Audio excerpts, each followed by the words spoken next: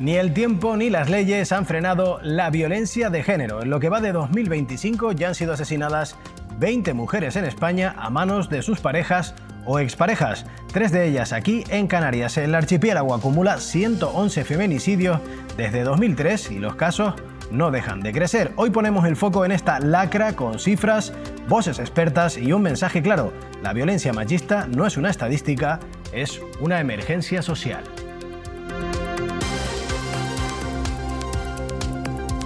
Y se terminó la incertidumbre. No habrá huelga turística en la provincia occidental este verano. Patronal y sindicatos alcanzaron un acuerdo no exento de polémica. Hablamos con estos últimos para conocer bien los detalles de una negociación que ha durado meses.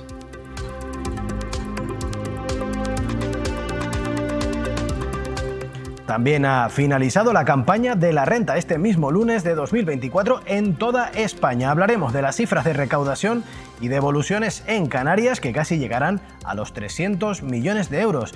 Quien no la haya presentado, tiempo ha tenido y ojo porque se enfrenta a posibles multas. Y en nuestros habituales viajes por las islas, hoy nos vamos a detener en Agüimes, que sigue consolidando su posición como motor económico, cultural y social del sureste gran canario. Hablamos de sus retos con su alcalde, Óscar Hernández, quien también es vicepresidente de la FECAM y presidente provisional del nuevo partido municipalista Primero Canarias.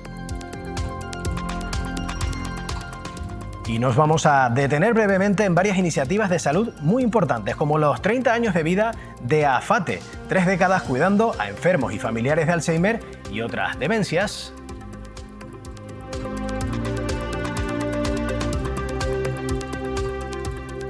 O el directo, sencillo y premiado mensaje de este spot publicitario para animar a la donación de médula ósea para pacientes con leucemia, esa enfermedad a la que no ponemos cuenta hasta que no pasa con nosotros.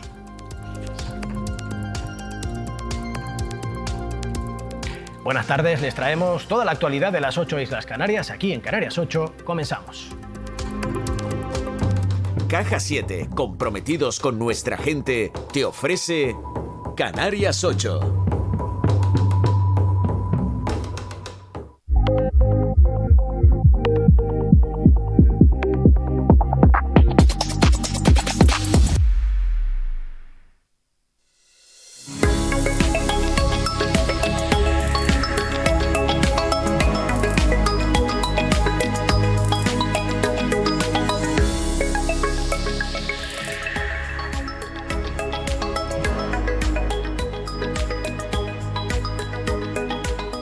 Muy buenas tardes a todos, buenas tardes Dani Afonso. Muy buenas tardes, Carlos.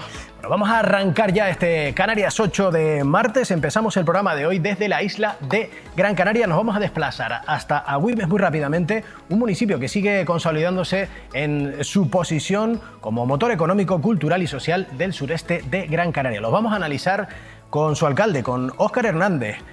Con él vamos a detallar los principales asuntos de actualidad municipal. Ya nos está escuchando desde Agüimes el alcalde Óscar Hernández. ¿Qué tal? Muy buenas tardes. Hola, buenas tardes, Carlos. Hola, Dani, buenas tardes. Saludos a todas las personas que nos ven y nos escuchen. Alcalde, muchísimas gracias por estar con nosotros en Canarias 8. Si le parece bien, vamos a empezar hablando de una problemática social que probablemente es la que más preocupa ahora mismo a los ciudadanos. Si hiciéramos una encuesta que hemos constatado también aquí en Canarias 8 a lo largo de esta temporada y que hemos hablado largamente, y tiene que ver con esa emergencia habitacional, con la crisis de vivienda que atraviesa el archipiélago. Hace poco más de un mes, desde el Ayuntamiento de Agüimes, se anunció la puesta en marcha de un plan pionero para construir viviendas de alquiler asequible. ¿Cómo se va a desarrollar esa iniciativa? Bueno, de momento llevamos bastante tiempo avanzando, sobre todo con los informes técnicos, jurídicos, el informe propio económico, y justo este viernes acaba el periodo de exposición pública de la iniciativa.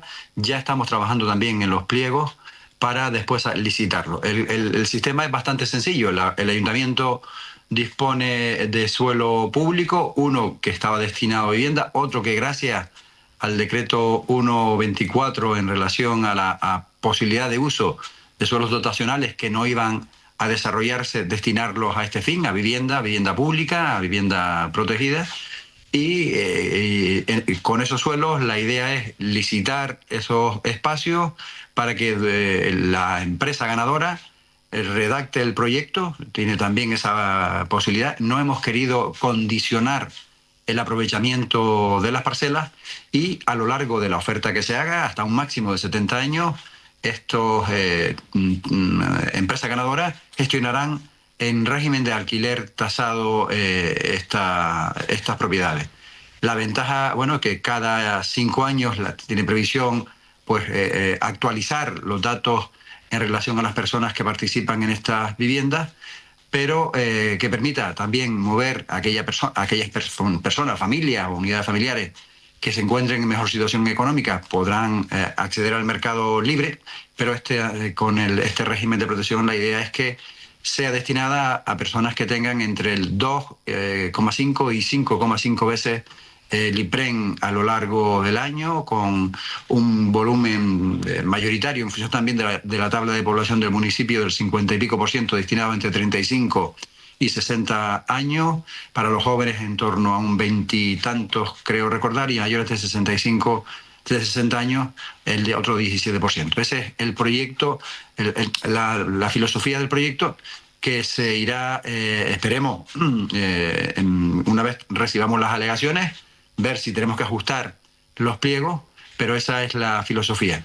Y lo hacemos de esa manera, a diferencia de en otros momentos anteriores. Lo que hicimos siempre fue promover suelo, ofrecer suelo a los vecinos a un precio muy por debajo del mercado, pero que al final el vecino autoconstruía su vivienda y evidentemente era su propiedad. Eso lo que llevaba al final era que nos quedáramos otra vez sin suelo público. Por eso la idea esta vez es quedarnos con ese patrimonio público de suelo hecho en viviendas a lo largo de la historia, que permita dar soluciones a muchas generaciones.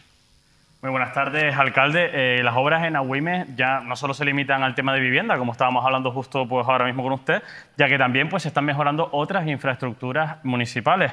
Recientemente han finalizado ustedes también las obras para mejorar y ampliar el consultorio médico de Arinaga, que ha sido una reivindicación de los vecinos de la zona, pues que creo que venían haciendo desde hace un tiempo, alcalde.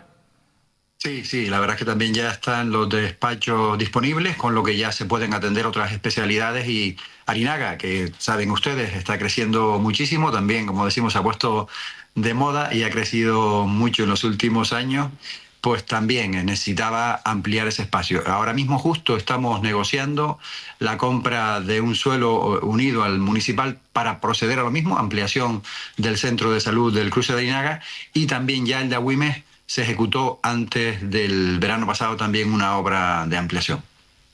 Alcalde, hace 3 semanas usted también en este repaso de infraestructuras que estamos haciendo por el municipio se reunía con el director general de Costas del Gobierno de Canarias para presentar 4 nuevos proyectos para la rehabilitación y mejora pues, de la costa, del litoral de Arinaga. ¿En qué consistirían esas mejoras que quieren llevar a cabo? Sí, justo en esa imagen que aparece ahí ya empezamos dentro de menos de un mes una obra de unos baños, ya tenemos las autorizaciones, tenemos el dinero, tenemos la empresa adjudicataria, y ese tramo es que después se complementarán.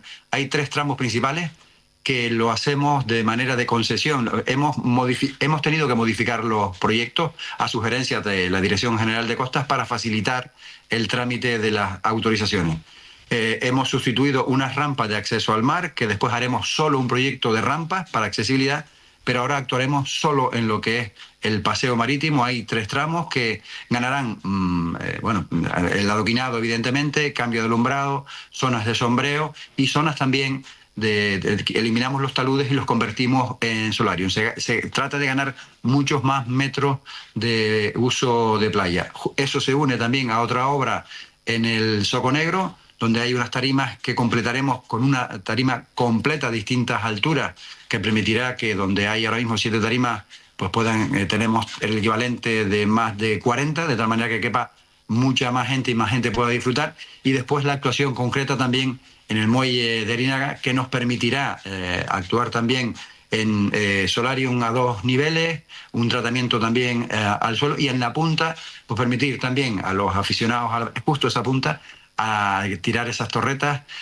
a adecuarlo para la pesca, que es una práctica común, pero que a lo largo del año, principalmente el verano, ese muelle se utiliza casi exclusivamente para el baño. Entonces es absolutamente compatible la pesca en los ratitos de mañana o a última hora de la tarde, y a lo largo del día usarlo como trampolín de lanzamiento a la playa. Alcalde, estamos hablando de obras de mejora en el ámbito sanitario municipal, también en el tema de los servicios que ofrece pues, el litoral costero de Agüimes, y otra de las actuaciones, en otro de los ámbitos de los que también están invirtiendo para mejora de infraestructura, es en deporte. Las obras hablamos en este caso de las obras de ampliación del polideportivo de Arinaga, un reflejo bueno, pues, del compromiso, ¿no?, del Ayuntamiento de Agüimes con el fomento del deporte municipal. ¿Qué mejoras concretas se están realizando en este ámbito, alcalde? En Arinaga tenemos el terreno de lucha, tenemos el pabellón polideportivo, y la idea era ampliar en salas de actividades toda la trasera, que en el futuro se unirá con un proyecto que estamos pendientes de recibir seguramente después del verano, que es la nueva biblioteca universitaria. Y justo esas imágenes, la obra lleva muy buen ritmo, ganaremos 1000 y pico metros cuadrados de uso en distintas salas de actividades, desde una parte de gimnasio y otro tipo de actividades demandadas, absolutamente demandadas, y se trata de eso, de completar lo mismo que tenemos en el cruce de Arinaga y en Agüimes con esas salas de actividades, trasladarlas a la playa de Arinaga, y un futuro proyecto que iría justo también cerca de esa zona, entre el campo de lucha y el pabellón polideportivo, no solo la biblioteca municipal con espacios también para distintos cursos, sino también la piscina que está prevista. No nos va a salir en este mandato, pero será un compromiso para el siguiente mandato. Alcalde, precisamente hablaba antes usted de la zona del polígono industrial, de la zona industrial de Arinaga, que es uno de los motores económicos sin duda de su municipio. En este espacio industrial, que es muy diversificado, ¿qué sectores están emergiendo con más fuerza? ¿Qué tipos de empresas se están instalando, aprovechando sus instalaciones? La tendencia más actualizada tiene que ver con los últimos proyectos que hemos presentado, inaugurado hace muy poco también, donde la I+D+I tiene un papel fundamental. Desde ese último proyecto que presentamos en relación a la construcción 3D, una patente canaria, elaborada en Canarias por canarios, exportada, por lo menos en esta primera obra tipo a nivel mundial, visitada desde distintos países. Vimos también el otro día la empresa que tenía que ver con el tema de las telecomunicaciones. Vemos también otras empresas que tienen que ver con la producción de productos para medicinales o dedicados al deporte o para dietas. Esa es la tendencia, pero también tenemos un volumen importante de negocios que se están abriendo vinculados al ocio. Hablo ocio desde gimnasio, desde salas de actividades complementarias. Yo creo que la evolución de la sociedad, esa demanda de mayores espacios para ejercitarse, para buscar la actividad física como un tema más de salud, también está recayendo. Y también es verdad que estamos pendientes con el Cabildo de Gran Canaria de otros proyectos vinculados a espacios que tengan que ver con grabaciones de escenarios, con otro tipo de negocios. Y también el Cabildo está rematando, a través de la Sociedad de Promoción de Gran Canaria, en el municipio, la implantación de la economía azul con algas y empresas que van a gestionar los residuos. Tenemos ahora mismo una de las empresas que está terminando la obra, gestionará el residuo orgánico de todos los hoteles del sur, con lo que es ahora un problema se convertirá en una ventaja económica, con materiales disponibles para fertilizantes disponibles de una altísima calidad, experiencias que ya existen en Europa, no es nada novedoso, con algunas incorporaciones aquí, pero es verdad que se está planteando el polígono de Arinaga como ese espacio de otros proyectos alternativos, que no solo sea, con todos los respetos también, que existen talleres o almacenes. Alcalde, y con toda la competitividad que hay en torno a esos espacios que se están ofreciendo en Canarias para acoger diversas empresas, ¿cómo se establecen esas estrategias de inversión para atraer precisamente a todas esas compañías? Yo creo que el polígono ya de forma natural reúne unos requisitos también importantes, ¿no? Es la llanura, no es un polígono que se establecen muchos niveles. Está cerca del aeropuerto, cerca de Las Palmas, a 30 kilómetros, cerca del sur. También es esa corredor económico-comercial entre Las Palmas, Telde y el sur como potencia económica.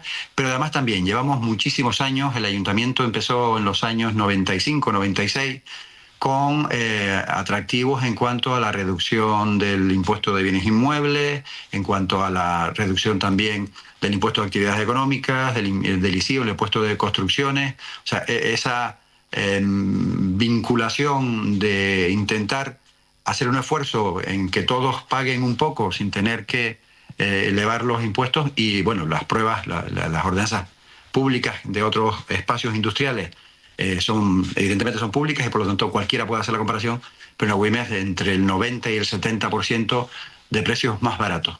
Unido además también a un formato de gestión de ese espacio a través de empresarios con la presencia del ayuntamiento, o sea, colaboración pública o privada que hemos dicho siempre, pero es un modelo que el Cabildo de Gran Canaria ha copiado y que se ha exportado también a otras islas y a nivel nacional en los congresos que se celebran de las áreas industriales.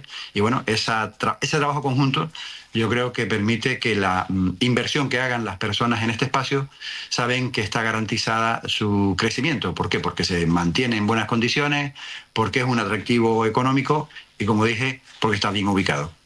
Sí, parece que desde luego tiene todos los condicionantes para atraer esa inversión y sin duda por eso es uno de los principales polígonos de Canarias. Hablando de industria, nos ha llamado muchísimo la atención una iniciativa pionera en Canarias para consultar a los ciudadanos a la hora de instalar industrias verdes. Cuéntenos un poco más de ese proyecto.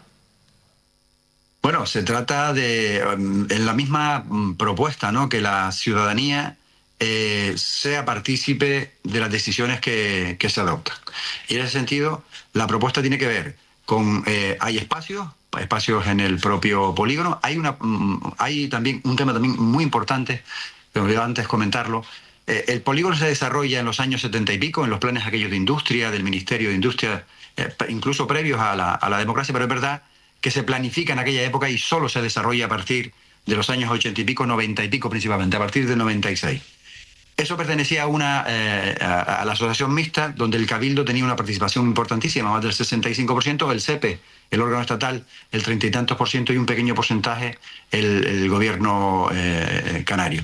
Pues al final el Cabildo se ha quedado con todos los suelos futuros de desarrollo y eso nos va a permitir precisamente este tipo de iniciativas, que la gente vaya planteando decisiones que tengan que ver con el reciclado, que tengan que ver con el aprovechamiento de otros productos para volver a ponerlos en circulación, pues generar esos espacios necesarios y, bueno, ganar también esa participación ciudadana para, sobre todo, evitar molestias a la ciudadanía. Y por eso yo creo que está bastante bien definido.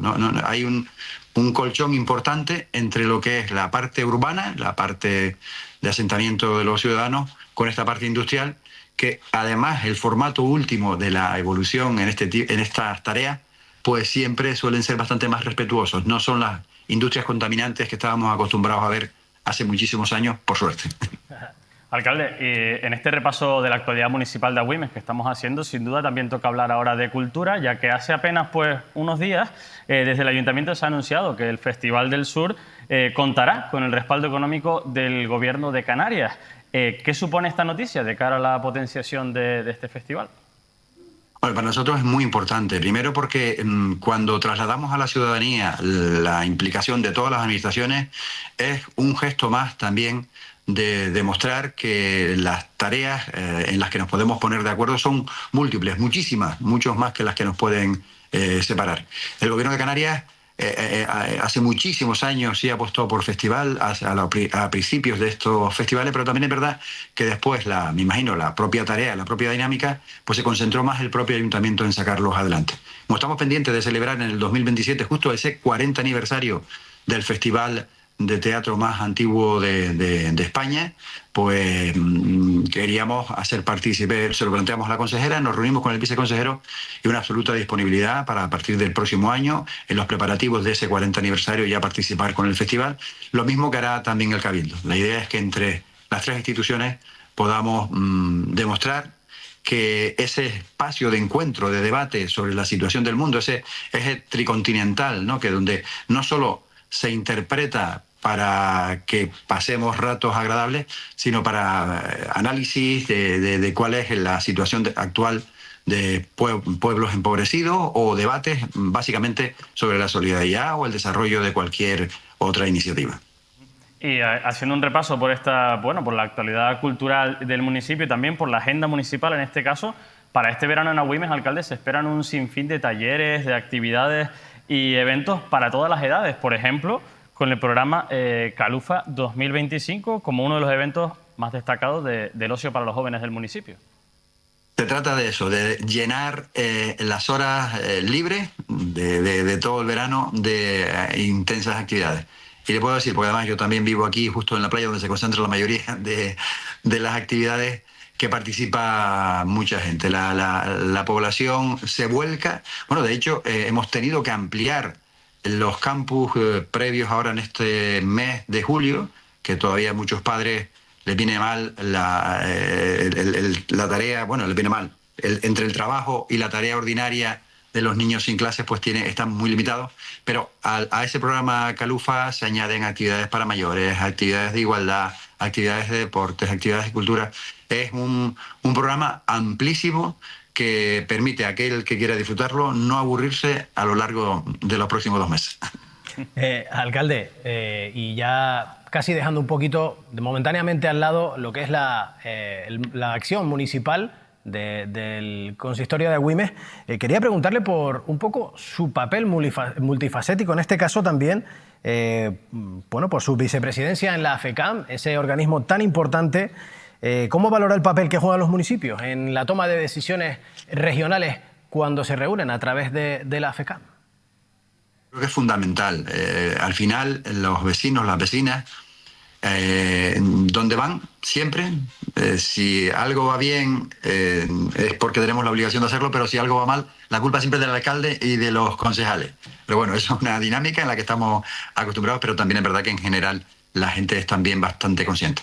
Por eso, donde se ponen en práctica todos los diseños de los programas de asistencia social, los programas de apoyo a sectores vulnerables, al desarrollo de la familia, de los jóvenes, de la cultura, del deporte, siempre se plasman en los ayuntamientos. Y por eso creemos que es fundamental. Y la realidad es que cuando trabajamos conjuntamente con el Cabildo en este caso con los cabildos, con cada una de las islas, poniendo sobre la mesa cuál es la problemática, buscándose las soluciones, y con el Gobierno de Canarias, cuando se establecen decretos leyes o leyes que se tramitan directamente y nos sentamos en la misma mesa para ver cuál es la consecuencia de las decisiones que se toman en los ayuntamientos y con qué recursos contamos para poderlas llevar adelante, yo creo que siempre es una manera muchísimo más fácil de ser consciente, de ser responsable, porque no se trata de inventar nuevas propuestas, se trata de que se lleven realmente a cabo. Se trata de que la ciudadanía entienda que cuando se toman decisiones tienen un efecto inmediato, y ese efecto inmediato casi siempre se produce a través de los ayuntamientos. Pero, alcalde, claro, esas reclamaciones normalmente suelen pasar por una mejora en la financiación, que es una de las peticiones que suele hacer habitualmente la FECAM. ¿Cree que eso se logrará en este mandato, en esta legislatura, un poco la mejora de esas dotaciones económicas para los organismos municipales? Yo creo que tenemos 2 objetivos del área económica que me toca a mí presidir como presidente de la Comisión de Hacienda, y tiene que ver precisamente con una de las demandas que estuvimos a punto de cerrar en el mandato 15-19 en relación al Fondo Canario de Financiación Municipal, un fondo estructural que se ha convertido en una parte fundamental de la economía sobre todo de los ayuntamientos de menos de 20.000 habitantes. Yo espero que el Gobierno de Canarias, que parece tener la sensibilidad necesaria para convertirlo en una herramienta que es de financiación local y se convertiría en la comunidad autónoma que mayor participación hace a la financiación de los ayuntamientos, pero también tenemos pendiente desde las primeras elecciones democráticas el llamado aquel libro blanco de financiación de las corporaciones locales. Se han resuelto problemas de financiación en las comunidades autónomas cuando se han establecido medidas de rigor. Los únicos castigados, los únicos que hemos cumplido con la deuda cero, con la reducción de la deuda y precisamente con los superávit necesarios para poder después acometer obras, hemos sido los ayuntamientos. En los más de 20.000 millones de euros donde los ayuntamientos, por condicionarnos no poder gastar nuestros gastos, sirve de equilibrio para que el Estado siga gastando más de lo que puede ingresar y que muchas comunidades autónomas lo sigan haciendo, el único alumno aventajado o por lo menos cumplidor ha sido el ayuntamiento. Yo creo que esa es la parte principal. Se vuelve a hablar de la financiación de las comunidades autónomas, cosas que estamos de acuerdo, evidentemente, porque hay servicios que tienen no solo que mantenerse, sino garantizarse, pero no se pueden olvidar dónde está la acción diaria de donde se beneficia el usuario, el vecino, y eso es en la acción municipal. Sin duda, hay mucho trabajo ahí, mucho trabajo en la FECAM, en la labor que puedan hacer los municipios y, como usted decía, precisamente que son los únicos que han cumplido con esas exigencias de déficit cero en su momento y, por tanto, probablemente deban ser los principales receptores de esas compensaciones. Hablaba antes de su capacidad multifacética y ahora le quiero preguntar, bueno, pues un tema que tiene que ver con el próximo cambio político, porque en las últimas semanas ha copado titulares esa implicación directa que tiene usted en la creación del partido político Municipalistas Primero Canarias. Es un nuevo proyecto político en el que usted forma parte de él como presidente de momento de esa comisión gestora. ¿Con qué intención va a surgir este nuevo partido, alcalde?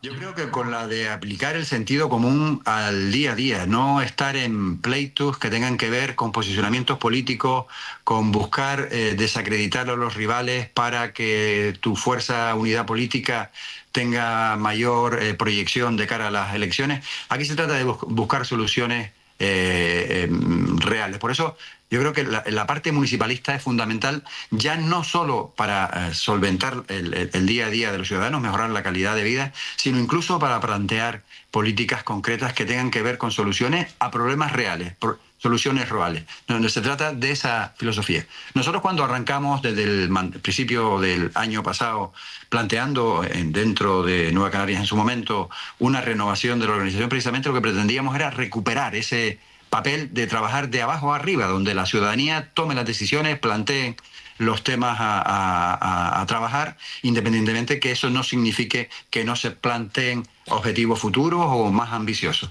Pero bueno, no se entendió aquella posición interna, ya eso es una etapa pasada y ahora estamos en una etapa de construcción. Pero queremos llevar esa experiencia municipal, ese trabajo barrio a barrio, directamente a las ciudades, principalmente Las Palmas de Gran Canaria y alguna otra ciudad, pero estamos en esa misma situación. Arrancamos un grupo de alcaldes en Gran Canaria, pero hay otros compañeros que conozco también a través de la FECAM que están en la misma tesis.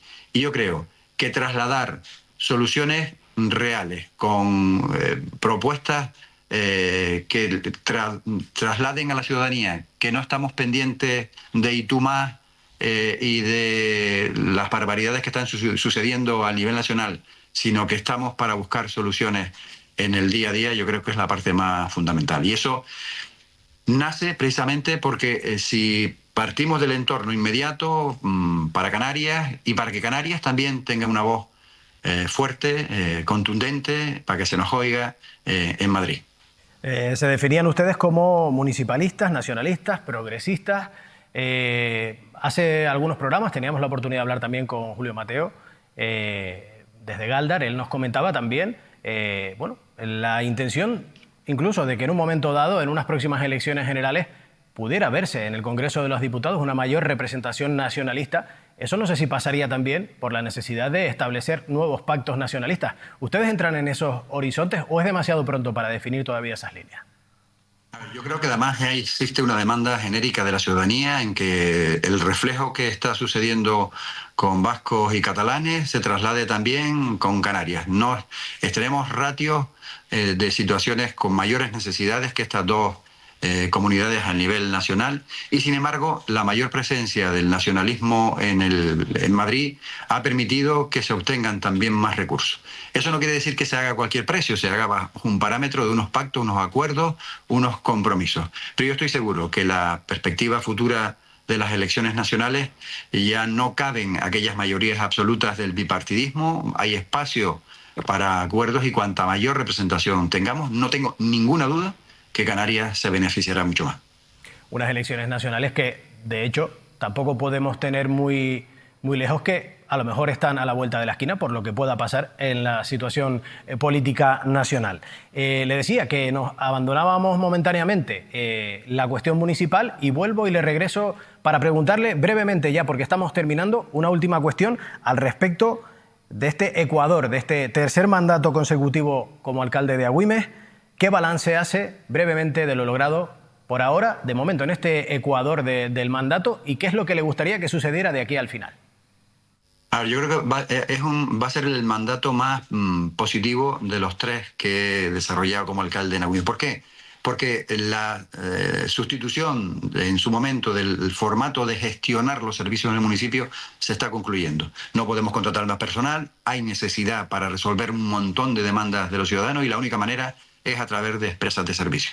Eso se está rematando, lo hemos hecho con la recogida de residuos, limpieza viaria, mantenimiento de edificios públicos y otro tipo de servicios. Terminará ahora con el de jardinería y en poco tiempo ya eso, unido al remate de obras importantes de desarrollo y dinamización del municipio, unido también, como decía, a la mayor dinamización de actividades y sin olvidar nunca, para nada, la ayuda a aquellas familias más necesitadas. Yo creo que son los 4 ejes principales que nos permitirán volver a contar con el apoyo o el reconocimiento de la mayor parte de la ciudadanía del municipio de Agüimes. Muy bien, alcalde, pues con ese mensaje positivo, con ese balance al respecto del que usted considera que pueda ser el mejor de sus 3 mandatos consecutivos al frente del municipio de Agüimes, le despedimos, le agradecemos la presencia con Canarias 8, que nos haya acompañado en este viaje por su municipio, haciendo esa radiografía también acerca de todas las labores que usted desempeña, no solo en el ayuntamiento, también en la FECAM y en este nuevo partido que está prácticamente naciendo en estos momentos. Muchísimas gracias por estar con nosotros, Óscar Hernández. Muchísimas gracias a ustedes, de verdad, por poder mostrar también a Canarias lo que hacemos desde este rincón del sureste de la isla de Gran Canaria. Agradecido. Bueno, un abrazo para Óscar Hernández desde Agüimes y nosotros nos vamos con más temas. Seguimos ya.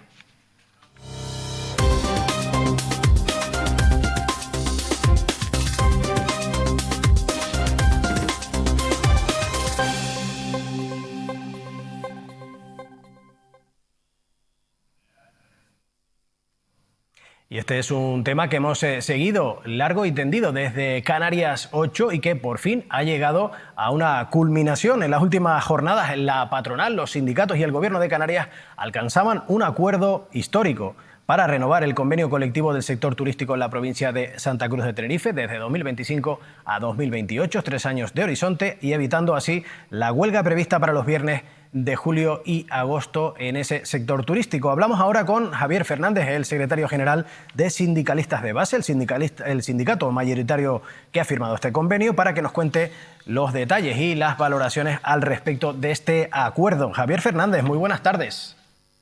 Muy buenas tardes.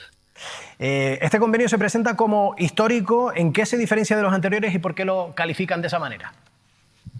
Histórico por cuanto que representa una subida salarial para los próximos 3 años del 13,5, empezando por este año, precisamente por este mes, con un 7% y los años sucesivos un 3,25 en el caso del sector alojativo y en el caso de la restauración un 3% por año, es decir, un 9%. Creemos que es histórico por cuanto que la subida es muy importante y se cumple uno de los principales objetivos que teníamos marcados desde la mesa sindical, compuesta, como bien ustedes saben, por sindicalistas de base de Canarias, UGT, Uso, Intersindical Canarias, que no era otra que recuperar el poder adquisitivo durante estos años tras la pandemia, después de la pandemia, que estimábamos nosotros en un 4,25 y que ha supuesto una subida para este año de un 7% que cobrarán los trabajadores en la nómina de julio, que se cobra en agosto.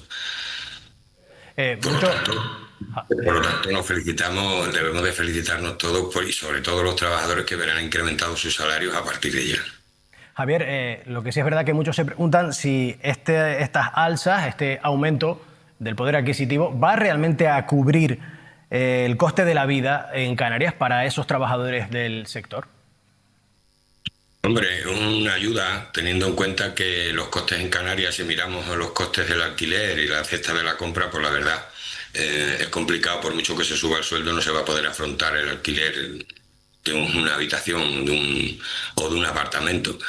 Por lo tanto, entendemos que es una ayuda más y que desde luego en lo económico se recupera el poder adquisitivo. Eso no quiere decir para nada que amortigua un poco los efectos de, como digo, de cómo está actualmente Canarias en muchos temas, como he señalado, la vivienda, las carreteras, el Servicio Canario de Salud, en fin, una ayuda más. Creemos que es muy importante y es un acuerdo fundamental para devolver la estabilidad al sector tras unos meses de conflicto y en medio de una situación de instabilidad que requería un acuerdo lo más rápido posible, que los trabajadores vieran esa subida plasmada en su nómina cuanto antes, que era lo que nos venían exigiendo. Buenas tardes, Javier. Este acuerdo ha frenado una huelga anunciada para este verano que podía haber afectado a todos los viernes, pues estando en temporada alta. ¿Qué le diría hoy usted a quienes plantean que la movilización es todavía necesaria y no se han ganado los derechos suficientes, como ha afirmado pues desde el Sindicato de Comisiones Obreras? Bueno, Comisiones Obreras ya sabemos que lleva tiempo, no quiso participar en la mesa sindical, presentó en la mesa negociadora cuando se constituyó una plataforma que, a nuestro entender, era una carta más que para los Reyes Magos para este año, pero desde luego, como digo, la huelga ha sido fundamental y que sean los trabajadores conscientes que las movilizaciones surten efecto.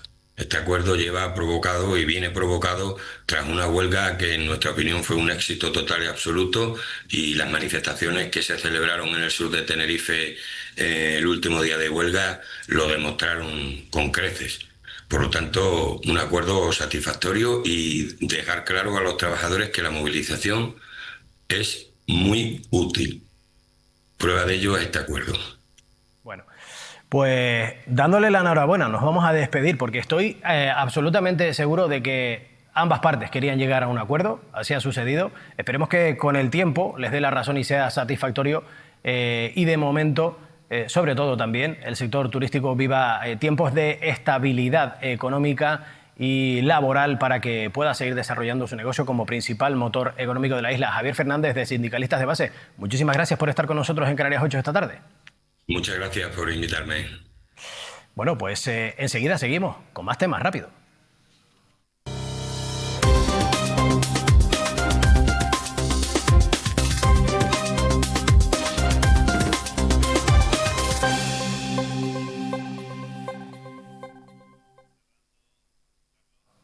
Bueno, y este lunes 30 de junio, ayer, se cumplía el plazo, el último día, hace menos de 24 horas, para formalizar la campaña de la renta respecto al ejercicio 2024 en toda España. Vamos a hablar ya con Carmen Guillén, que es la delegada de la Agencia Tributaria en Canarias, para conocer datos actualizados, ese balance acerca de la campaña de la renta de 2024. Muy buenas tardes, Carmen Guillén.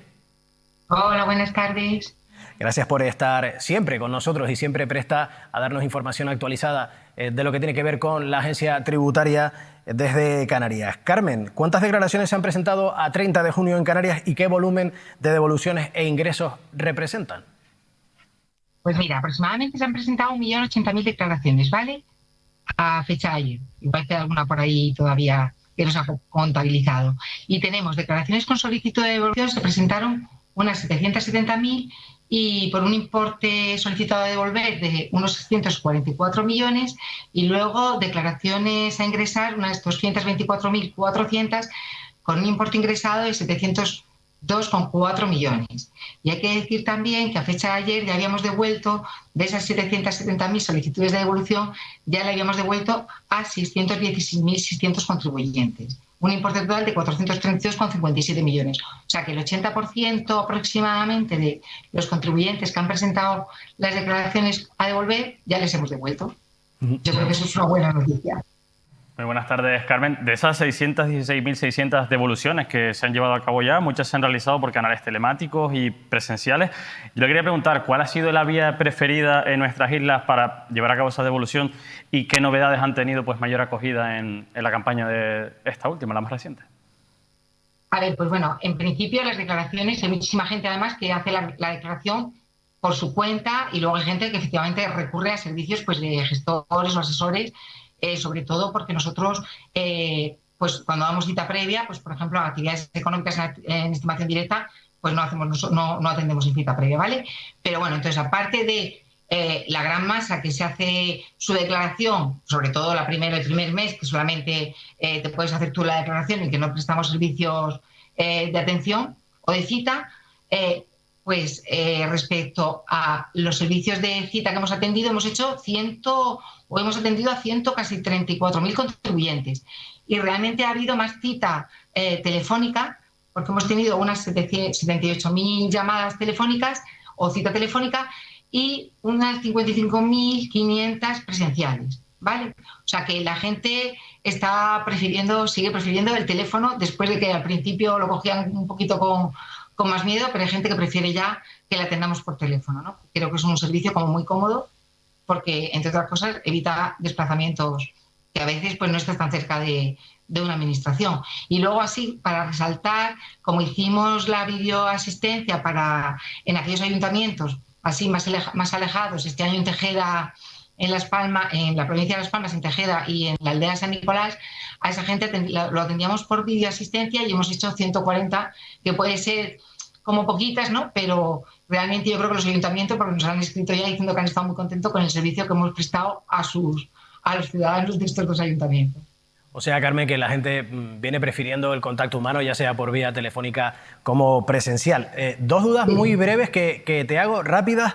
Aquellos que ya tienen la declaración hecha, les sale a devolver, pero aún no han cobrado, ¿tienen que ponerse nerviosos? ¿Eso por qué ocurre? Y por el otro, si no han presentado la declaración a tiempo, ya sea para cobrar o pagar, ¿qué sanciones y qué recargos se les podría aplicar?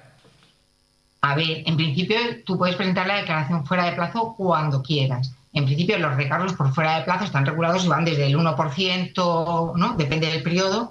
Antes era el 5, el 10, el 15, ahora es el 1, el 2%, el 3%. O sea que si hay recargo, en su caso, el recargo es muy pequeñito, ¿vale? Entonces que no se pongan nerviosos y que la presenten. Incluso en algún caso, a lo mejor si les sale a devolver, pues puede que no se aplique tampoco ninguna. No son sanciones, sino que son recargos. Otra cosa es que alguien no haya presentado la declaración y nosotros la requiramos, ¿vale? Para que presente la declaración o le hagamos una propuesta de liquidación, lo que llamamos un trámite de audiencia, con la propuesta de liquidación que nosotros tenemos, con los datos que tenemos, diciéndole, mire, usted no ha presentado la declaración y yo, pues a lo mejor le hago un requerimiento para que no la presente o para que la presente y luego, pues si no, le mando una propuesta de liquidación con los datos que yo tengo, calculando lo que le saldría para la hora de devolver y entonces, bueno, pues en esos casos ya sí que podría ir a lo mejor con sanción, pero en el caso de que el contribuyente, sin que haya un previo requerimiento, pues presente fuera de plazo, pues tampoco, o sea, los recargos son muy pequeñitos. Y ese 20% que no ha cobrado aún, entonces que no se ponga nervioso, que cobrará. Claro, si sacamos devoluciones todos los días se devuelven. Por ejemplo, yo estaba mirando, mira, los datos, por ejemplo, para mañana ya hay acordadas o lo que estaban ayer para hoy, pues ya hay acordadas otras como 4.000 y pico, pues por otro 4.000 millones y pico. O sea, todos los días van saliendo devoluciones de aquí al 31 de diciembre. Es verdad que, bueno, pues se va a empezar a devolver y al 31 de diciembre pues el 99,9% o 0,5% lo tenemos devuelto.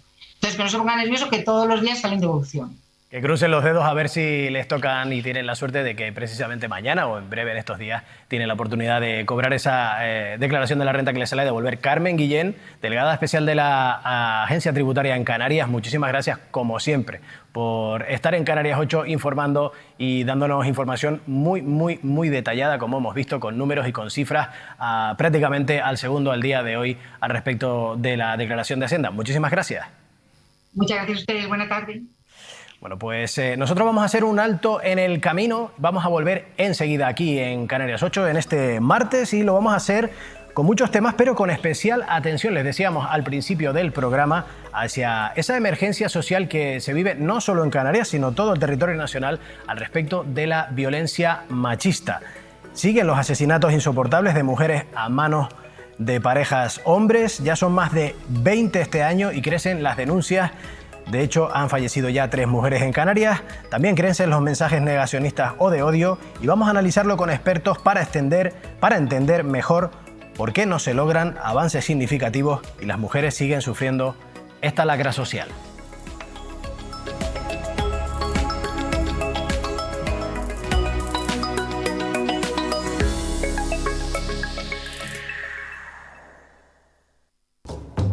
Caja 7, comprometidos con nuestra gente, te ofrece Canarias 8.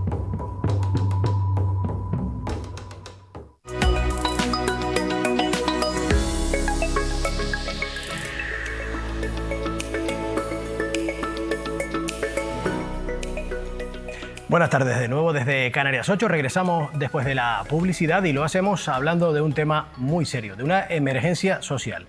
Los feminicidios no cesan, las agresiones tampoco. La violencia de género sigue marcando el día a día de miles de mujeres en nuestro país, mientras la sociedad debate, retrocede o se estanca.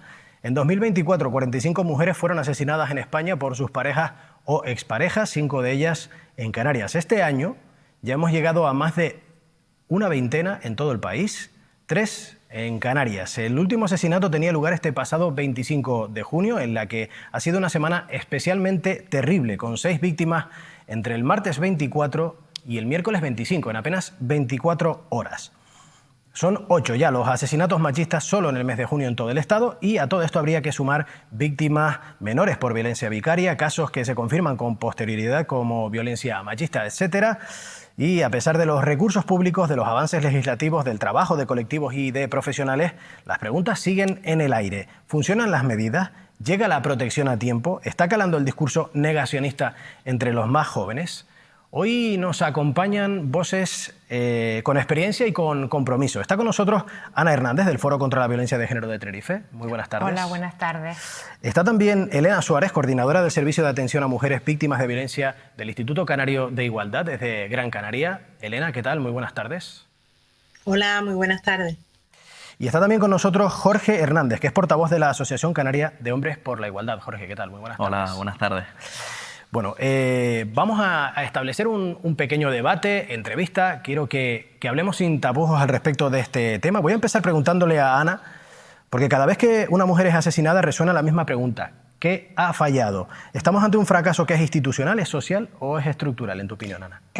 Yo creo que el fracaso es estructural. O sea, los asesinatos machistas se producen, hay que ir a la causa de fondo, ¿no?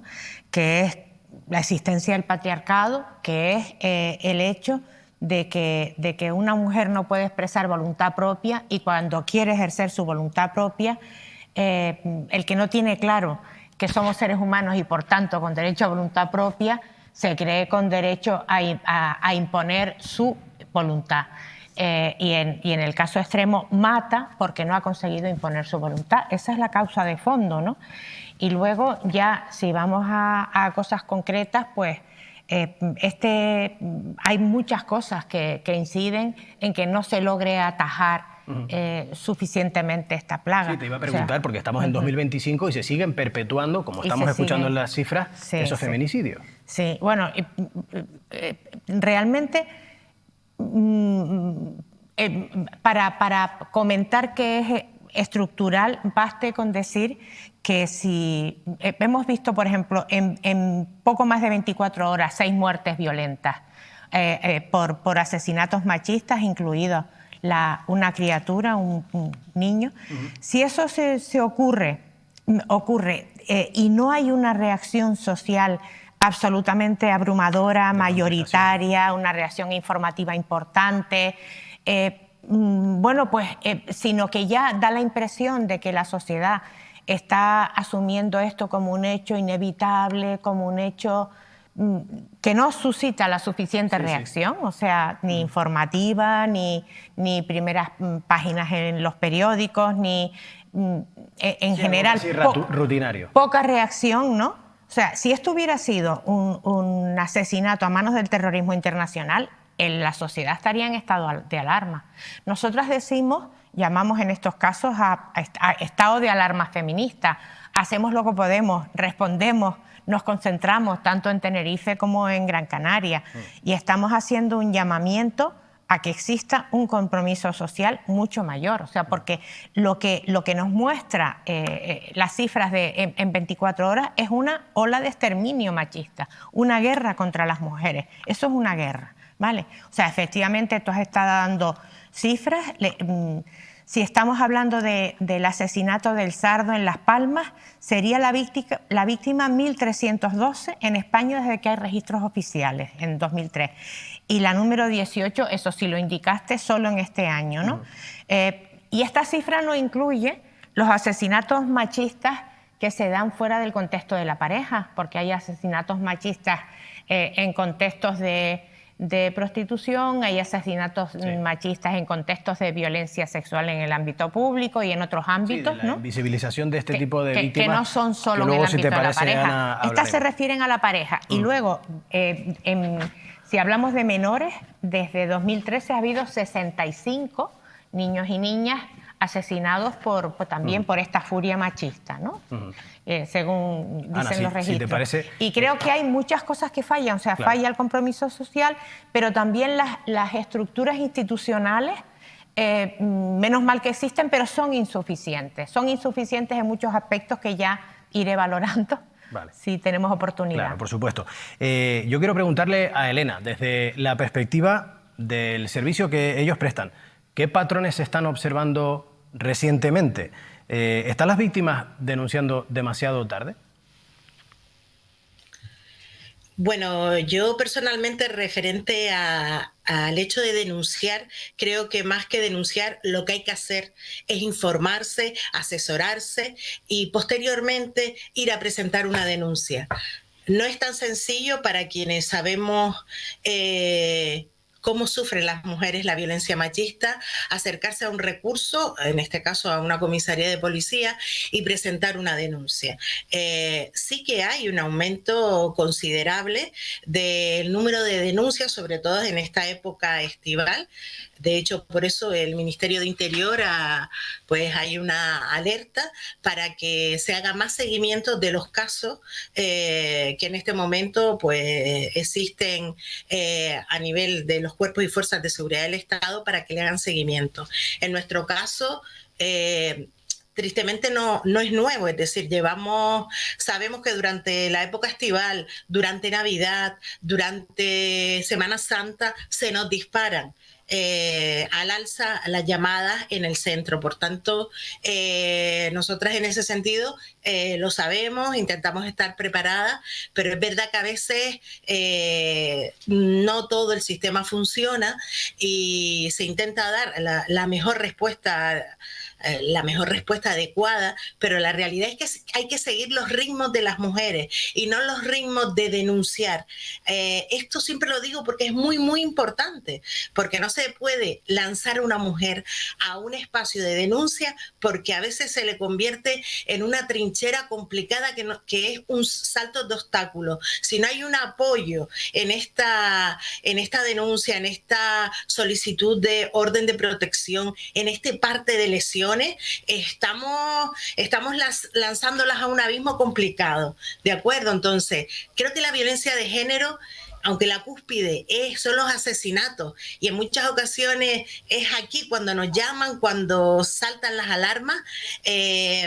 Nosotras tenemos diariamente 47 incidentes. En los meses de mayo a junio se ha elevado de 47 a 54, es decir, estamos teniendo un volumen mucho mayor que el mes pasado, pero como decía antes, tristemente no es algo nuevo. Sí que creo que lo nuevo es que la sociedad se implica más, pero en esto estoy con Ana, que en las concentraciones, tanto de la red de Gran Canaria como las que hace el foro en Tenerife, deberíamos ser muchísimas más personas.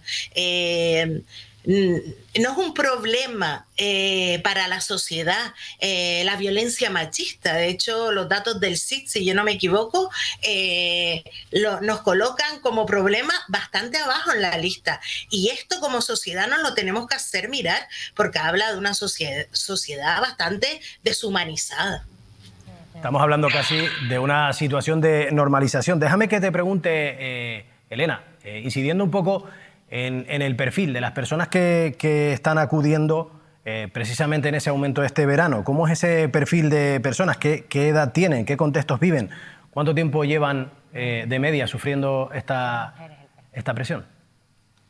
Realmente no hay un perfil determinado, ¿vale? O sea, no existe un perfil único porque es un problema multicausal, ¿vale? Muy complejo. Pero sí que es verdad que nos llaman mujeres de todos los estratos sociales. Por supuesto, hay colectivos vulnerables como las mujeres mayores, las mujeres con discapacidad, las mujeres inmigrantes, esto hay que decirlo, sufren una doble y una triple discriminación. Y en ese sentido, sí que desde este servicio cada vez intentamos, junto con las fuerzas y cuerpos de seguridad del Estado y los servicios sanitarios, porque nuestro servicio está incluido dentro de lo que es el Centro Coordinador de Emergencia, y siendo eso como la primera puerta de entrada de muchas mujeres, sí que todos los servicios deberíamos estar atentos, no tanto a que denuncien, como a poder darle esas respuestas que ellas esperan. Pero también ante esto hay que decir que hay a veces los recursos, como la justicia, no responden a las necesidades de las mujeres. Esto es así, es decir, como explicaba antes, meterte en esta trinchera, empezar a denunciar, implica muchas cosas. En muchas ocasiones se llega al juzgado y nos encontramos con que no conceden órdenes de alejamiento, la guardia y custodia es compartida. Hay que entender, y lo digo alto y claro, que un maltratador no es un buen padre, y esto hay que entenderlo y hay que decirlo, porque a veces es como que nos cuesta y a veces se pone mucho el objetivo en las mujeres, y en muchas ocasiones también hay que ponerlos en los maltratadores, ¿vale? Maltratadores que salen con sentencias, con orden de alejamiento, y que dentro de 5 o 6 años vuelven a tener otra pareja y vuelve a incidir a ocurrir la misma situación. Por tanto, también esto hay que hacérselo mirar, ¿eh? Ana. Sí, o sea, totalmente de acuerdo con las valoraciones que estás haciendo, y desde luego no olvidemos, o sea, cuando insistimos en la denuncia, cuando ponemos el foco en la denuncia, olvidamos que a veces una denuncia en un contexto en el que la mujer no está apoyada, como estabas tú contándonos, ¿no? No está asesorada, no está bien puesta, el profesional que la recibe tampoco está preparado. Lo que estamos haciendo es poniéndola en riesgo, haciendo que arriesgue su vida. Por tanto, no nos pongamos, digamos, exigentes con lo que tiene que hacer la mujer, sino pongámonos exigentes con lo que tiene que hacer la sociedad. Pongámonos exigentes con lo que tiene que hacer su entorno, pongámonos exigentes con lo que tienen que hacer las instituciones responsables, ¿vale? Entre otras cosas que quizás yo añadiría a todo lo que ella decía de los profesionales que atienden, a veces carecen de sensibilidad o de formación, y ella, por ejemplo, hacía referencia a cómo son tratadas las mujeres en conflictos de pareja en los juzgados, ¿no? En fin, que es un foco de injusticia y de maltrato, a veces lo mal que se lleva, pero bueno, también hay otras situaciones de injusticia contra ellas por falta de sensibilidad, de formación, de lo que sea. Hay que reforzar el sistema de atención, de acompañamiento, de protección. O sea, no se puede lanzar a una mujer sola a vete y denuncia, eso es así.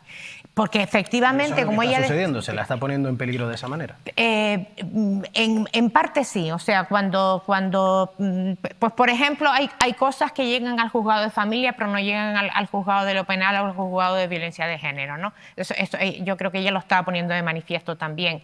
Y ahí pasan cosas, ¿no? Y también pasan cosas en otros ámbitos. Pero esa es una parte del problema. Y otra parte del problema, que también lo has mencionado, es que sube una valoración social negativa, negacionista, una valoración social negacionista, aumenta el negacionismo, aumenta el número de personas que dicen que esto es un hecho ideológico, que la violencia de género no existe, que ya la igualdad está y que estos son inventos feministas, que si las denuncias falsas, que si las mujeres estamos demasiado protegidas y los hombres, los pobrecitos, están todos desprotegidos, que si todas estas cosas, ¿no? Y eso contribuye, y eso también pone de manifiesto que los mecanismos de prevención de base, de prevención en todos los ámbitos educativos posibles, son muy, muy, muy insuficientes. Estamos poniendo sobre la mesa las carencias del sistema al respecto de la protección de las mujeres en relación con la violencia de género. Ahora enseguida seguimos esa línea que estabas hablando, porque es muy interesante, muy importante la del negacionismo. Pero antes quería preguntarles a las dos, a quien me quiera responder, acerca de los entornos familiares, de los amigos. ¿Están alertando los compañeros de trabajo, pues padres, madres, cómo de importantes son su presencia y que alcen la voz ante lo que está sucediendo? Ana, Elena. Bueno, que alcen la voz y que hagan un acompañamiento a la víctima comprensivo y empático, ¿no? O sea, porque el llamar a decirle a la víctima, tú eres boba, vamos a denunciar, no sé. Claro. No, eso no sirve. Hay que hacer un acompañamiento comprensivo y empático, y hay que, sobre todo, convencerla de que pida ayuda. O sea, no necesariamente, o sea, es mejor que la cosa no empiece por la denuncia, salvo un riesgo muy, muy, muy extremo, sino que empiece por vamos a buscar ayuda. Elena. Sí, vamos a ver, pongo aquí sobre la mesa que está el protocolo 0, que aunque la mujer no quiera presentar denuncia, si la policía o los fuerzas y cuerpos de seguridad del Estado valoran que hay un riesgo, deberían activar ese protocolo 0. ¿De acuerdo? Quiero indicar que Canarias, en un estudio de la Delegación de Gobierno, hubo un estudio donde ponía Canarias como la tercera comunidad autónoma, ¿vale? Donde las mujeres tardan más en ir a denunciar. Tardan un promedio de 11 años y, no recuerdo bien, creo que 11 años y 9 meses en ir a presentar una denuncia. Este hueco, llamémoslo hueco por no llamarle, vamos, estamos hablando casi de una década, ¿vale?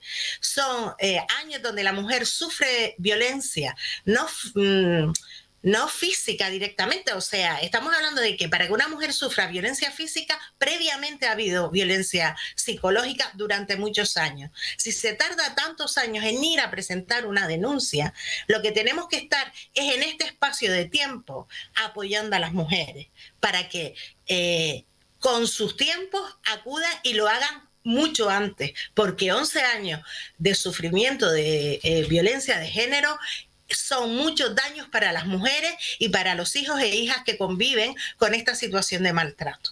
Por tanto, creo que hay que poner esto sobre la mesa, donde todas las instituciones debemos dar respuesta. No, las mujeres evidentemente deben presentar denuncia,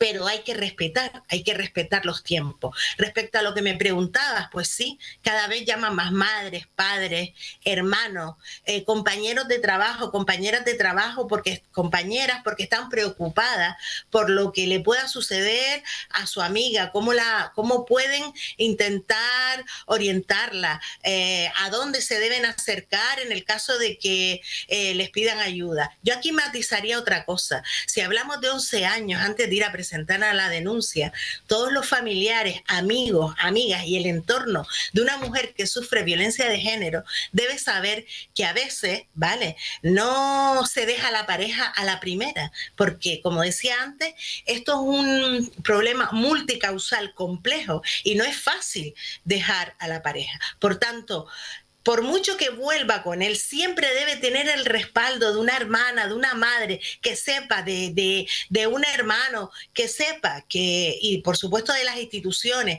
pero sobre todo la familia, que suele ser la que está más cercana, si es que él no se ha dedicado a controlar en exceso y la ha separado de ese entorno, quien debe siempre decirle que está ahí, que está presente. Lo otro ya se le irá dando a través de las instituciones, pero nunca debe sentirse sola. Sí, no dejarla sola, perdona, Dani, en todo caso, teniendo en cuenta el papel precisamente de ese agresor y de los hombres, que era precisamente, creo, Dani, por lo que le ibas a preguntar ahora mismo a Jorge, que todavía no había participado. Quería saludar primero a buenas tardes, Elena, que está en videollamada, a Ana y Jorge. Y precisamente, Jorge, te quería hablar acerca de esos discursos de negación que comentábamos antes, que comentaba antes Ana. La negación de la violencia de género ya no es un fenómeno marginal. ¿Cómo se combate cuando lo difunden partidos políticos, creadores de contenido y referentes sociales? Pues la verdad que es muy complicado, porque al final estamos hablando de un montón de esferas sociales, un montón de momentos en los que un hombre se desarrolla. Es decir, yo diría que la mejor forma de combatirlo es a través de la prevención, desde muy pequeños, es decir, desde la primera infancia, digamos. Es decir, a través de una cultura de cuidados, a través de derribar esos estereotipos de género, de esos roles de género, de poder construir una identidad que no asuma que solo existe la masculinidad tradicional o tóxica, como la llamamos nosotros. Entonces es verdad que es muy complicado. Para mí, otra etapa fundamental es la adolescencia.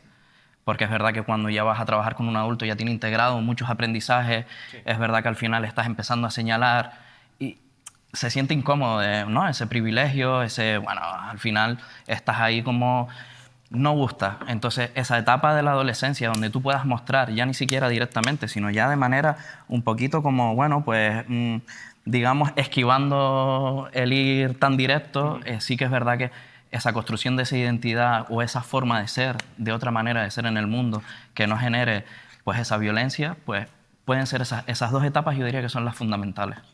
¿Qué grado de responsabilidad, Jorge, tienen los hombres a la hora de revertir esta ola de odio y de machismo? ¿Cómo se combate, disculpa, ese, digamos, el humor que, por ejemplo, se ve en redes sociales, la burla que se hace, por ejemplo, en un TikTok, o los influencers que legitiman cualquier forma de violencia hacia las mujeres? Los hombres tenemos el 100% de la responsabilidad de poder cambiar y revertir esta situación. Es decir, no es una cuestión, es verdad que aquí, bueno, desgraciadamente se pone todo el peso en la mujer que tenga que denunciar, pero al final quien está ejerciendo la violencia somos los hombres. Entonces, al final hay una cuestión importante que es la única manera de poder frenar un poco, somos nosotros los únicos responsables y tenemos que revisarnos y tenemos que decir, oye, pues es verdad que con comunicaciones con las compañeras, hablando con las compañeras, conversando con nuestro entorno familiar, identificando qué es lo que estamos haciendo como hombres, ¿no? Incluso hablo de cosas que pueden parecer sencillas, pero que ahí es donde puede haber un cambio, ¿no? En las tareas del hogar, oye, pues, ¿qué estás asumiendo tú que yo no me he dado cuenta? Porque al final hay un aprendizaje desde pequeños donde las mujeres tienen una carga importante y los hombres no tenemos tanta carga. Entonces, al final hay que hablar mucho, abrirse mucho y sobre todo ser permeable al cambio. Porque de nada me sirve que a mí me señalen un comportamiento donde yo estoy ejerciendo una violencia que además muchas veces es invisibilizada, si yo después no acepto ese cambio y digo, oye, pues es verdad que al final voy a tener que cambiar esto y no me había dado cuenta del impacto que tiene en mi entorno. Jorge, hablabas del papel de la educación y hablabas también de un segmento de población, el joven, el adolescente, que quizás donde está el foco ahora mismo, el que está cambiando generacionalmente hacia hacerse mayor de edad, hacia tener la capacidad de cambiar la sociedad y no solamente con su trabajo, sino también con su voto. A ellos les están llegando mensajes continuos a través de las redes sociales, los están ellos también propagando. Y te quiero preguntar si de alguna manera no existe un vacío mediático a través del que se pueda revertir esa situación, que se pueda mandar el mensaje contrario. ¿Por qué no se explora ese tipo de difusión mediática hacia los jóvenes con una intención orientativa hacia lo que puedan ser sus gustos? ¿Por qué es tan difícil? Es difícil porque en realidad los hombres en esta, digamos, llamémoslo así, en esta deconstrucción de la masculinidad tóxica que tenemos, pues es relativamente pronto. O sea, estamos hablando que a lo mejor 10 años llevamos un poco. Es verdad que hay compañeros, exacto, es verdad que hay compañeros que a lo mejor están construyendo esto, pero las compañeras al final son las que llevan aquí siendo referentes de esta lucha feminista. 200 y pico años. Exacto, por eso lo digo. Es que al final los hombres no estábamos en esos 200 primeros años. Sí, sí. Una forma, pues es verdad que existe un vacío, aunque sí que es verdad que a través de las redes hay pues algunos compañeros que están difundiendo, señalando, pero existe ese vacío y bueno, no tenemos tantos referentes como podamos tener. Al final la cultura de los medios de comunicación, de las series, hemos crecido, ¿no? Los que a lo mejor somos de los 80, los hombres con los que nacimos eran Jean-Claude Van Damme, Sylvester Stallone, Steven Seagal, son personajes que... Con un estereotipo muy concreto. Muy concreto, sí, que además con el que hemos crecido, que no hay una educación emocional detrás. Entonces esa educación emocional, cuando no la tenemos, no empatizo. Si no empatizo, ejerzo violencia y no soy consciente que estoy ejerciendo esa violencia. ¿Están de acuerdo? Por ejemplo, Elena, ¿qué puede faltar en los centros educativos para que esos mensajes no calen de esta manera? Hombre, falta mucha educación sexual, y así lo digo abiertamente. Es decir, la realidad es que en los planes de estudio se han ido eliminando ciertas partes que eran obligatorias y necesarias, y que a día de hoy, pues bueno, sí es verdad que creo que en determinados cursos son obligatorias, tienen que darlo, pero tengan en cuenta que un tema que nos ha hablado aquí en relación con la adolescencia es la pornografía.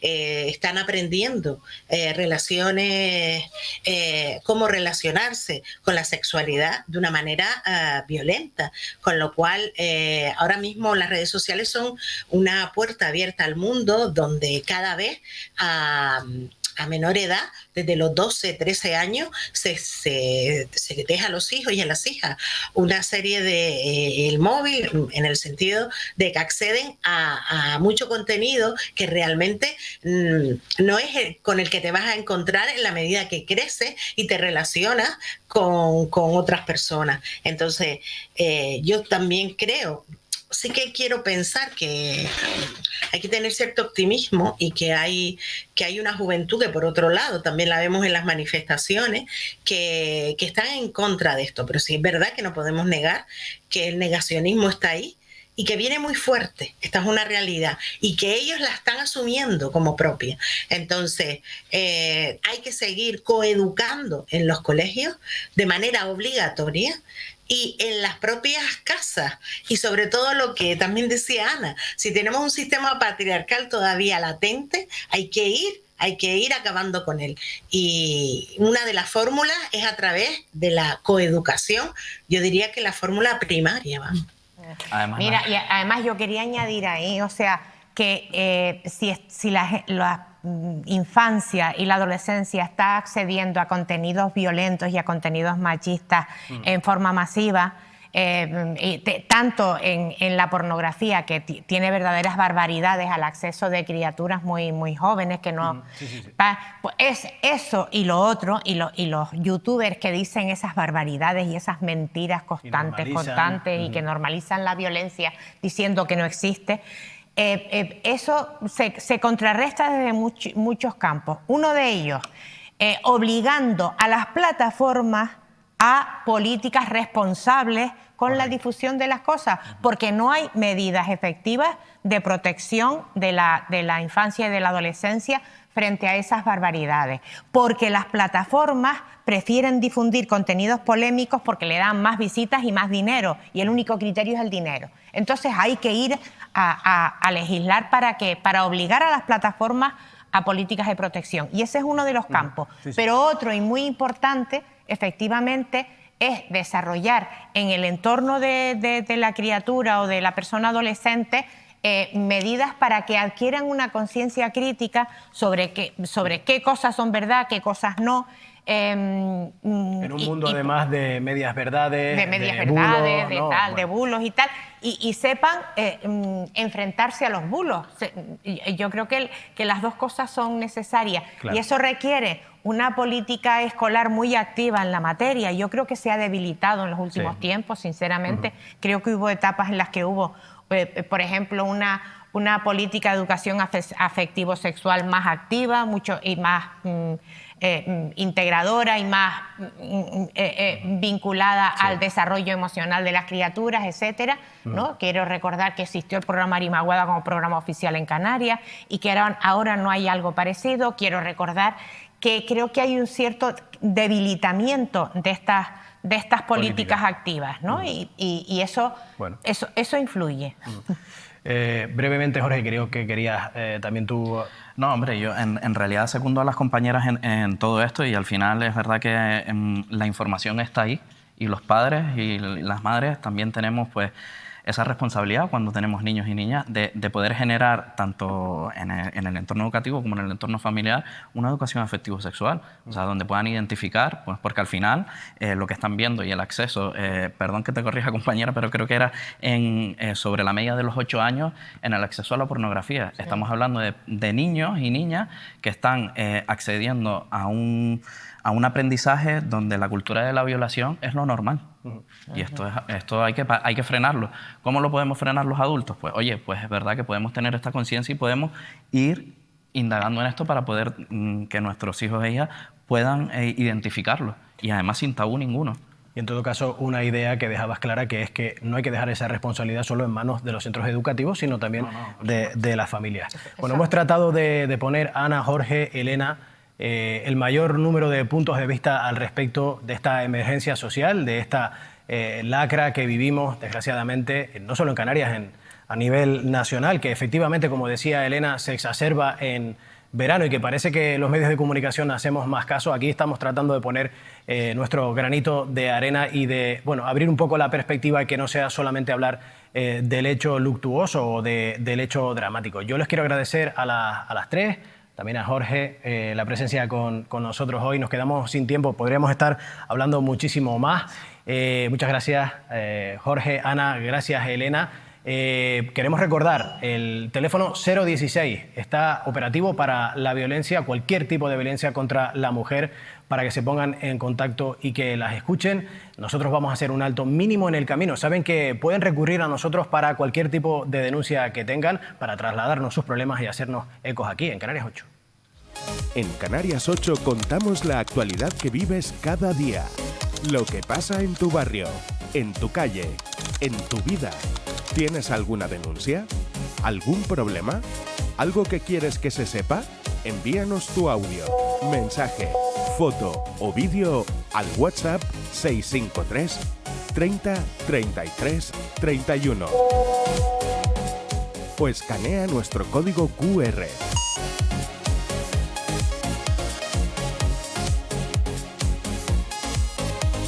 Tu voz también forma parte del programa. Canarias 8. Lo que pasa, lo que importa.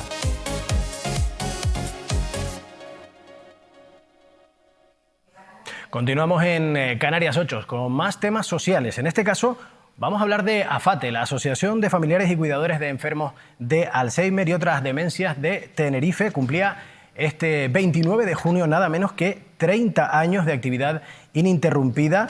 Desde 1995 ha crecido hasta atender a cerca de 400 personas entre servicios a domicilio, centros de día y residenciales, disponer de más de 3.000 metros cuadrados de instalaciones con un equipo de más de 100 profesionales. Saludamos ya a Julio Rodríguez de la Rosa, médico y miembro voluntario de AFATE, para repasar este aniversario, y el presidente de la asociación le hemos hecho esperar un poco, pero creo que merecía la pena para estar con nosotros. Muy buenas tardes, Julio. Hola, buenas tardes. Muchas gracias, Carlos. Encantado de estar este ratito con ustedes. Julio, tras 3 décadas de AFATE ha pasado de ser un pequeño grupo de apoyo, una estructura, a llegar a ser una estructura consolidada con muchos servicios. ¿Cómo ha cambiado la asociación en estas 3 décadas en términos de recursos, de alcance y de la atención que se le brinda a los pacientes y a los familiares? AFATE se ha tenido que adaptar a la realidad. Por desgracia, la enfermedad de Alzheimer ha ido en crecimiento, ha ido aumentando durante los últimos años. El envejecimiento está jugando en contra y está claro que como asociación hemos tenido que ir dando respuesta a las múltiples necesidades que han ido apareciendo.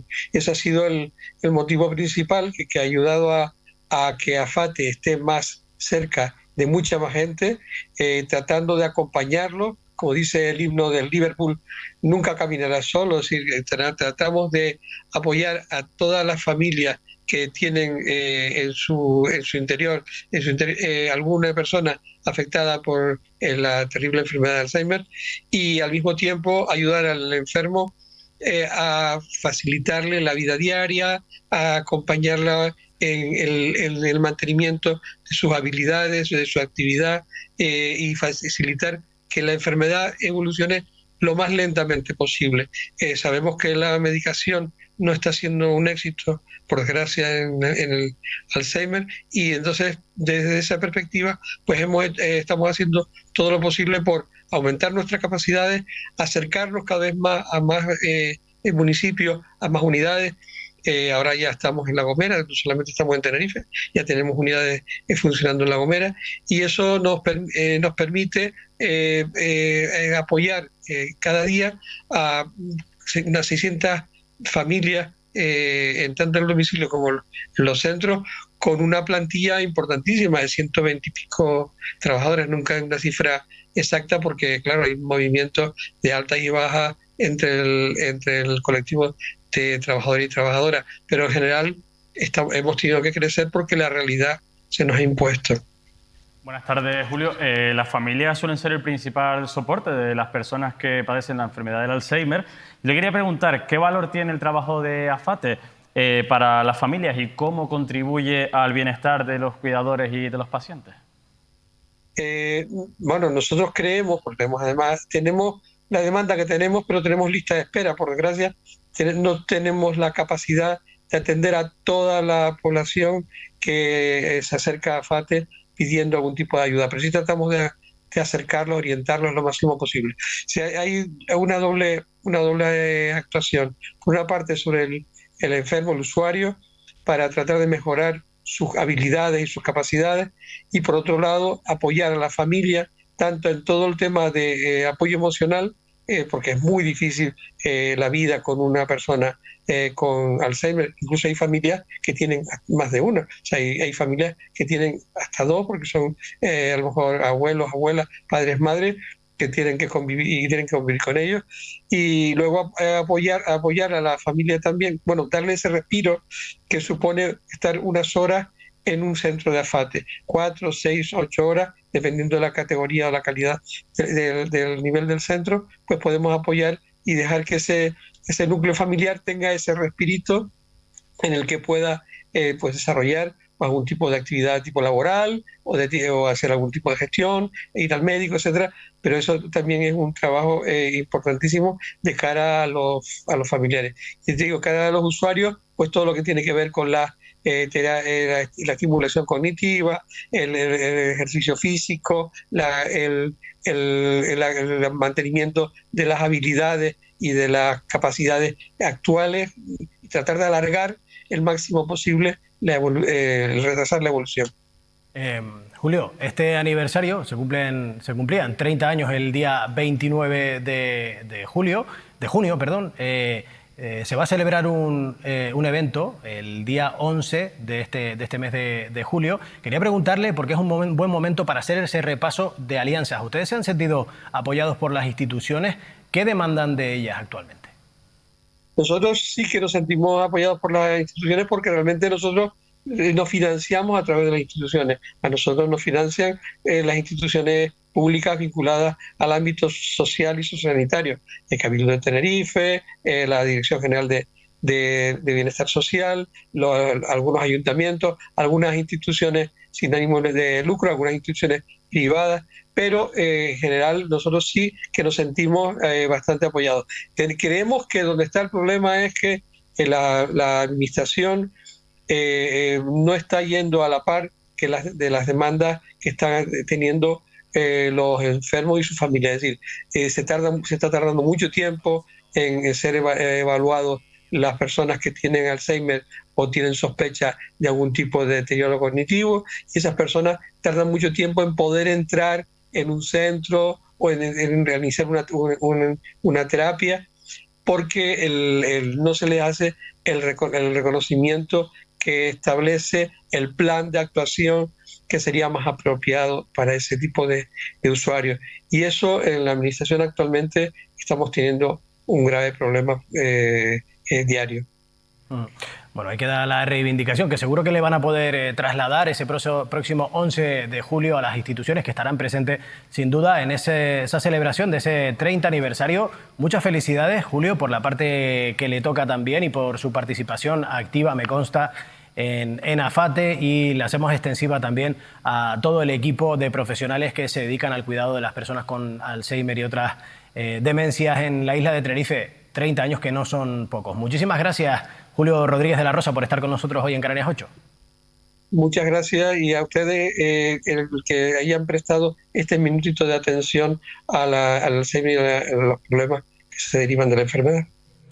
Bueno, pues de un tema de salud a otro. Ahora nos vamos a hablar, en este caso, de una iniciativa que visibiliza a supervivientes de cáncer de pulmón de Tenerife y de Gran Canaria, que han ascendido recientemente hasta la cima del Teide, nada menos, como punto de partida del proyecto a Pulmón, que está impulsado por la Asociación Española de Afectados de Cáncer de Pulmón y la Fundación Canaria de Cáncer de Pulmón. Nos atiende Wendy López, que es la directora de la Fundación Canaria. Wendy, muy buenas tardes.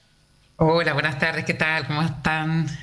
Bueno, una iniciativa preciosa, deportiva, que trata de llevar al plano de estos pacientes, precisamente que el término de pacientes desaparezca y que se convierta casi en el de deportistas. ¿Cómo de importante es esa recuperación física y emocional de los que se han atrevido a hacer este reto?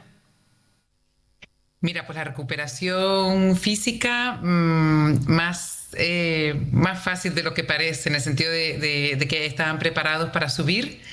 La recuperación emocional ha sido positiva realmente, ha sido para un subidón por compartir, por superar el reto, por sentirse también parte de una noticia y bueno, la verdad que ha sido una experiencia preciosa. La verdad que sí. Wendy, ¿qué emociones o sensaciones le han transmitido estas personas que han subido? Creo que finalmente acabaron coronando 4 personas, 2 de Tenerife y 2 de Gran Canaria.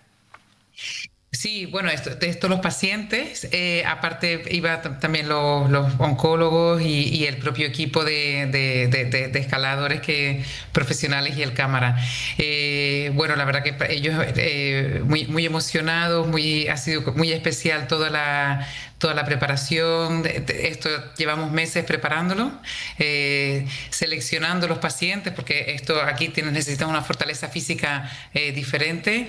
Y bueno, la verdad que para ellos fue un reto fantástico y para todos, y eso ha tenido también mucha repercusión nacional y es un símbolo importante de verdad sobre el cáncer de pulmón y visibilizar una parte más positiva que tenemos siempre del cáncer de pulmón, ¿no? que toda la vida nos ha asustado mucho, ¿no? Una noticia como un cáncer de este tipo, ¿no? Y esto es una esperanza y es otra forma de mirar la enfermedad. Muy buenas tardes, Wendy. El cáncer de pulmón, esta enfermedad es la segunda causa de muerte en España. ¿Cómo contribuyen este tipo de proyectos a la hora de luchar contra el estigma que rodea a esta enfermedad y cambiar un poco pues, la narrativa pública? Bueno, pues cierto, realmente el cáncer de pulmón es la primera causa de muerte evitable en España. ¿En qué ayuda? Bueno, por una parte el estigma, que como estábamos diciendo antes, ¿no? Antes una noticia de cáncer de pulmón era casi siempre el paciente preguntaba, doctor, ¿cuánto tiempo me queda de vida? ¿No? Entonces hoy en día ya no es así, la esperanza de vida ha crecido mucho y la calidad de vida también gracias a los avances en investigación, que es uno de los aspectos que queríamos visibilizar con esta iniciativa, ¿no? Visibilizar la importancia de la investigación. Por otra parte, visibilizar y quitar el estigma al cáncer de pulmón como algo ya por la gran esperanza de vida que está adquiriendo, pero a la misma vez visibilizar la prevención en la actividad física, el deporte, no fumar, porque es que fumar sigue siendo la primera causa del cáncer de pulmón. Desgraciadamente es así y hay una relación causa-efecto muy grande y es uno de los temas también que queríamos poner de manifiesto con esta iniciativa, ¿no? Que hay que tener una vida saludable, hay que hacer actividad física, todo no es subir al teide, hay actividad física moderada y hay que cuidarse. Entonces, el estigma hay que quitarlo, por supuesto, y en eso trabajamos la Fundación de Cáncer de Pulmón y otras tantas organizaciones. Pero la realidad es que hay que dejar de fumar. Y no hay que empezar a fumar. Los más jóvenes con el vape y con todas estas formas de tabaco, la shisha, cigarrillo electrónico, no saben en el peligro que están cayendo. Esos hábitos tan atractivos para los jóvenes, sin duda, queda claro ese mensaje. Nosotros nos queríamos acercar a esta iniciativa para ayudar también a su visibilización, que continúa, creo. Los últimos días de octubre y de noviembre en un pico de Extremadura, también en la península, con otros pacientes, con otros deportistas que se van a acercar a esta iniciativa de A Pulmón. Wendy López, la directora de la Fundación Canaria contra el Cáncer de Pulmón, muchísimas gracias por estar con nosotros, transmitiéndonos y ayudándonos a difundir esta iniciativa. Pues muchas gracias a ustedes por el seguimiento que han hecho y la difusión tan importante, ¿verdad? Para los pacientes, para los investigadores y para las organizaciones como nuestra fundación. Muchas gracias a todos y buenas noches. Buenas noches. Seguimos con un tema más de salud, el último ya antes de terminar el programa. Es una iniciativa social que tiene que ver, en este caso, con otra manera de llamar la atención de lo que realmente es importante y que a veces no valoramos tanto. Vean. La amiga de un amigo, de una amiga, del padre, de un amigo, de un amigo. La leucemia es algo que siempre le pasa a los demás, hasta que te pasa a ti. Hazte donante.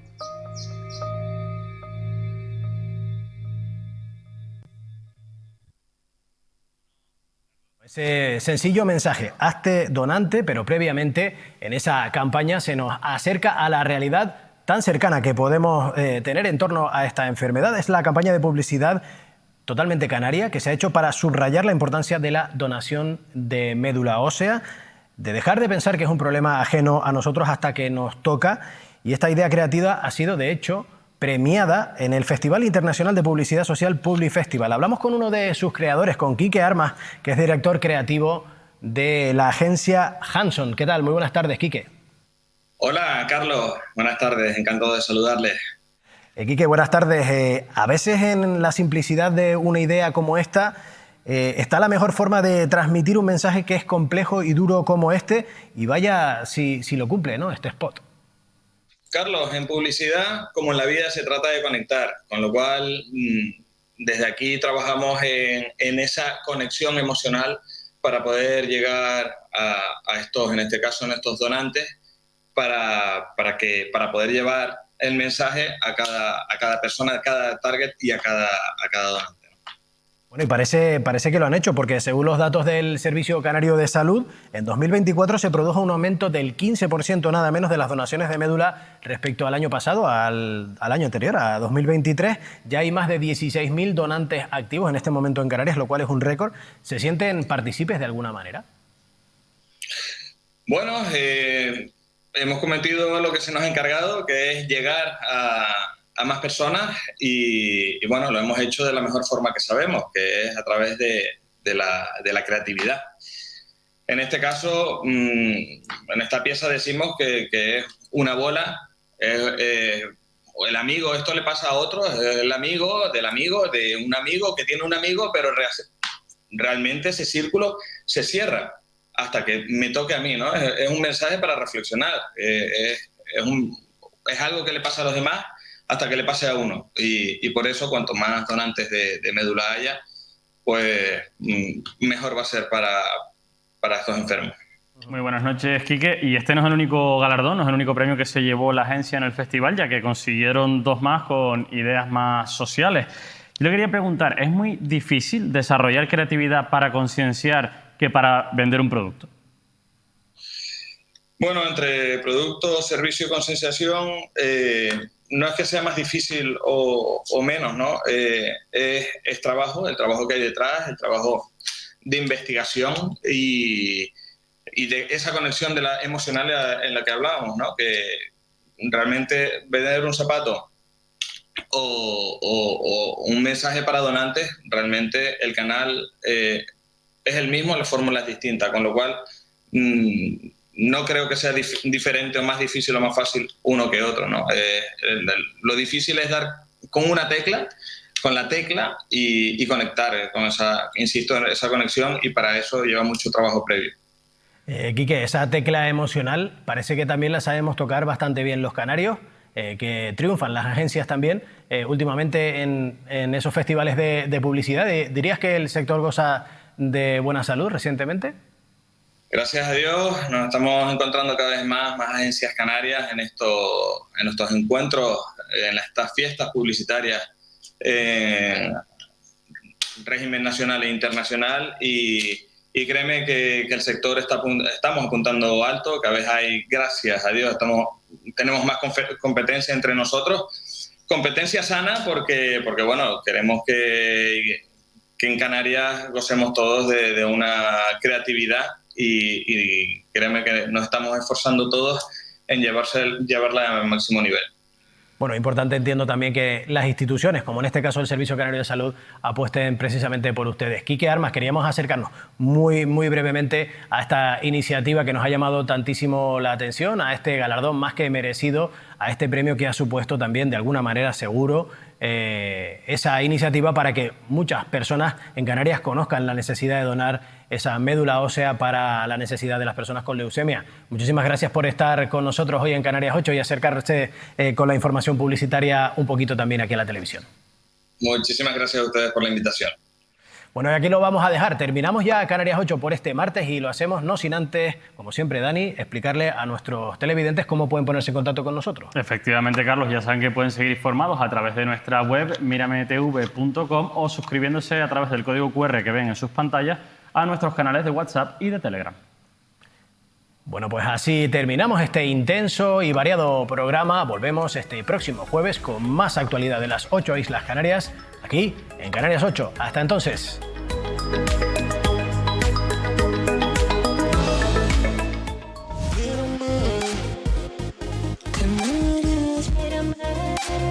Ven y mírame.